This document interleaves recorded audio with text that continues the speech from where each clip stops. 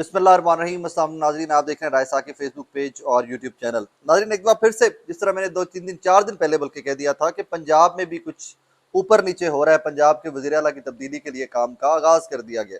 वैसे तो आगाज़ काफ़ी देर का कर दिया गया था, लेकिन अब चीज़ें फाइनलाइज हो रही हैं। 6 MPs हैं जिनके बारे में कहा जा रहा है कि जी वो शुजात हुसैन साहब से राब्ते में है, क्योंकि मैं माजी में आपको बता चुका हूँ कि अब कहानी खत्म हो गई रिजाइन का, वो फ्लोर क्रॉसिंग वाली। अब आपको या तो इत्तेहादी जमात पूरी उधर जाए और MPs का नंबर पूरा किया जाए, और या फिर इस्तीफे दिए जाएं, तो फिर अगर उनका नंबर बढ़ जाता है दूसरी जमात का तो वज़ीर आला बन सकेगा। अब इसके अंदर कहानी है क्या, थोड़ा सा जो मैंने फाइंड आउट किया है, मैं उसकी तरफ आऊँ इससे पहले मैं आपको नाम बता दूं कि MPs हैं कौन कौन से काफ लीग के और कहाँ कहाँ से। एक तो परवेज लाई साहब खुद हैं MP काफ लीग के, वज़ीर आला पंजाब जो मौजूदा हमारे। फिर साजिद भट्टी साहब है, मंडी बहाउद्दीन से MP हैं।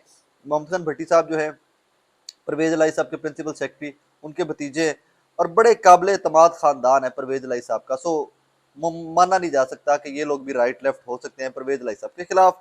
हुसैन लाई साहब के नीचे फिर 2 MPs हैं गुजरात से, एक सज्जाद नवाज अजनाला साहब हैं, अब्दुल्ला यूसुफ वड़ाइच साहब हैं।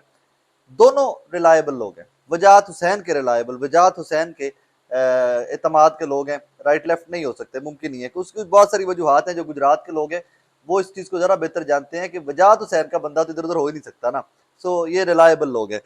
चकवाल से हाफिज अम्मार यासिर साहब हैं, सबका वजीर हैं, इन पे मैं बाद में आता हूँ। रियाज असगर साहब की साहबजादी जो सबका जिला नाज़िम मंडी बहाउद्दीन हुआ करते थे, बासमा रियाज साहिबा।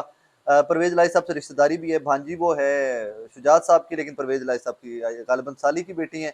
तो लेकिन वो जिस तरह कहते हैं ना जाली, उनके लिए एक लफ्ज इस्तेमाल किया जाता है कि वो परवेज लाई साहब के बड़े करीब है, फैमिली मेंबर तो हैं ही हैं, बेटी तो उनकी है ही है, लेकिन बड़े करीब भी हैं उनके। सो मुझे नहीं लगता कि बासमा रियाज साहिबा भी जो है वो भी राइट लेफ्ट हो सकती। खदीजा फारूकी साहिबा, get again I doubt that. अब एंड में आ जाते हैं 2 MPs जो बहावलपुर वाली साइड से है। अब इन 2 MPs के ऊपर आके क्वेश्चन मार्क मैं तो नहीं लगा सकता ऑफ कोर्स, क्योंकि ये वो लोग हैं जो परवेज लाई साहब के साथ अब्दुल गिल साहब और एक और MP हैं। ये 2 MPs जो हैं ये खड़े रहे हैं, हर बुरे से बुरे वक्त में खड़े रहे। सो आई डाउट दैट कि इनमें से कोई भी MP जो है वो जा सकता है। अच्छा, कुछ दोस्तों जिनसे मेरी बात हो रही, दो कि मैं नहीं इस चीज के ऊपर मुत्तफिक, मैं इस चीज के ऊपर मुत्तफिक नहीं हूँ, लेकिन जो 2 4 दोस्तों से मेरी बात हुई है उनमें से हाफिज अमार यासिर साहब के बारे में कहा जाता है कि चकवाल से MP हैं, तो ये इस्टेब्लिशमेंट के करीब लोगों में से है, और इस्टेब्लिशमेंट के जो इस्टेब्लिशमेंट जिन पे असर रखती है उन लोगों में से हैं। क्योंकि चकवाल और ये बेल्ट जो है हमारा सारा, इनमें से काफ़ी सारे हमारे इस तरह के दोस्त होते हैं जो पिंडी के बहुत करीब होते हैं, इस्टेब्लिशमेंट के बहुत करीब होते हैं। लेकिन मैं नहीं मानता इस चीज़ को फिर भी कि हाफिज साहब भी एनी हाउ कि वो राइट लेफ्ट हों, परवेज लाई सब कुछ छोड़े, मैं मान नहीं सकता इस चीज़ को। अब कहानी क्या है, मुमकिनात क्या है, कि जिस तरह मैं काफ़ी दिन पहले बता चुका था कि जो मेरे सुनने में आया, जो मुझे कुछ दोस्तों से डिस्कशन हुई उसमें, कि डील कुछ इस किस्म की थी कि इमरान खान को रोकना है तो नवाज शरीफ को वापस लाना पड़ेगा। इमरान खान अनकंट्रोलेबल हो चुका है, जल्द से जुलूस इतने बड़े कर रहा है, अवामी ताकत का इस कदर बड़ा मुजाहरा कर रहा है कि उसको रोकना है तो एक ही ऑप्शन है। मरियम नवाज फ्लॉप हो गई, शहबाज शरीफ फ्लॉप हो गए, बिलावल फ्लॉप, जरदारी साहब फ्लॉप, सारे सियासतदान फारिग।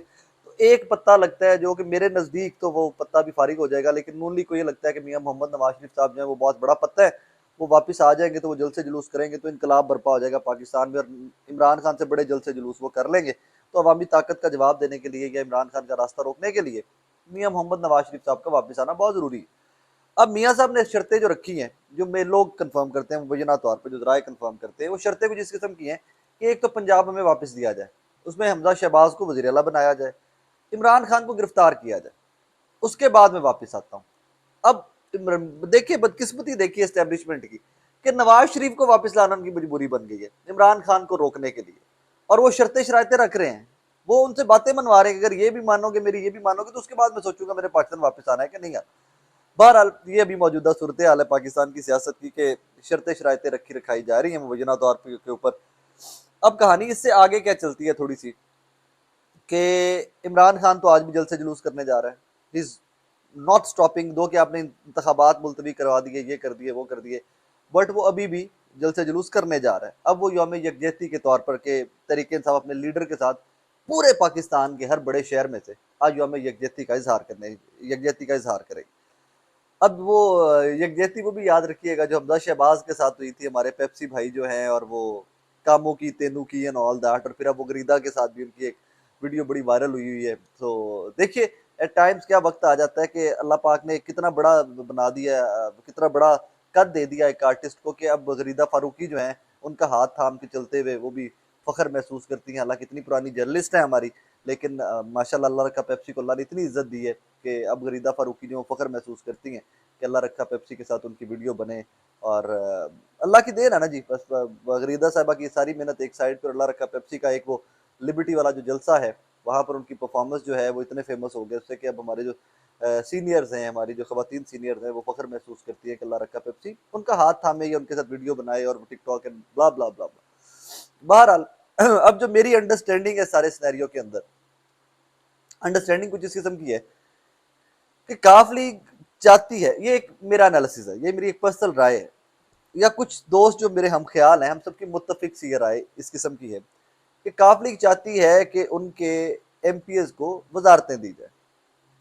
उसका तरीकाकार और कोई नहीं है, क्योंकि इमरान खान साहब ने पहले दिन कहा था वजारत अल्लाह दे दिया आप लोगों को, इससे ज़्यादा आप लोग मतलब डिमांड भी नहीं करना चाहिए, और इससे ऊपर है क्या वजारत अल्लाह के बाद। तो अब मुझे ये लगता है कि जाती बहार का मजा लूटने की इलेक्शन से पहले पहले काफ लीग चाहती है कि हम अपने एमपीएस को राजी कर लें। राजी तो है ही है, वो फंड शंड बड़े मिल रहे हैं उनको, लेकिन जरा मजीद उनको राजी कर दिया कि जाती बहार है, सारे मजे लुट लो वो।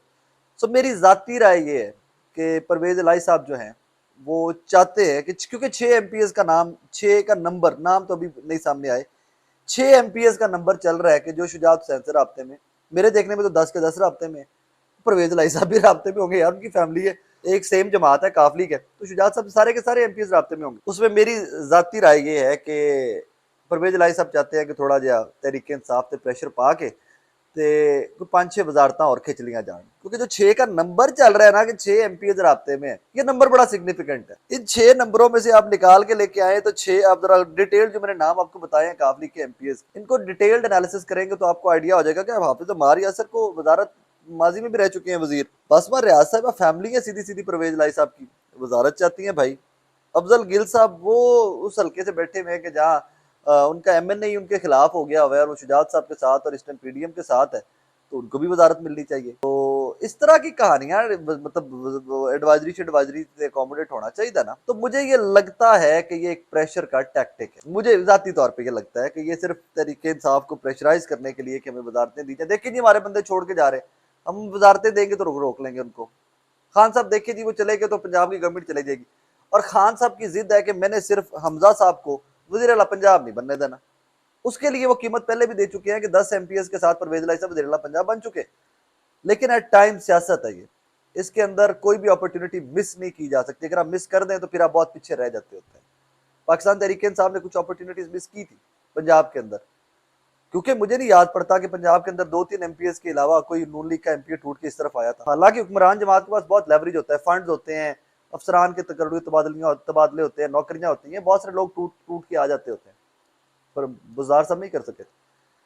अब कहानी मेरी अंडरस्टैंडिंग तो ये है इसकी, इमरान खान साहब का आज भी जलसे जुलूस उनके जारी रहेंगे, गुजरावाला में खिताब करेंगे वो लोग, तहरीक इंसाफ वहां पे होगी और इमरान खान साहब वहां से खिताब करेंगे, बाहर के वकला से मुलाकात भी करेंगे। इसमें एक चीज मैं जरूर मेंशन करना चाहूंगा, हैदर मजीद और हसान न्याजी वगैरह, ये जो नई नौजवान क्यादत उठी है ना पाकिस्तान तहरीक इंसाफ में वकला की, बहुत अच्छा परफॉर्म कर रहे हैं, कमाल का परफॉर्म कर रहे हैं।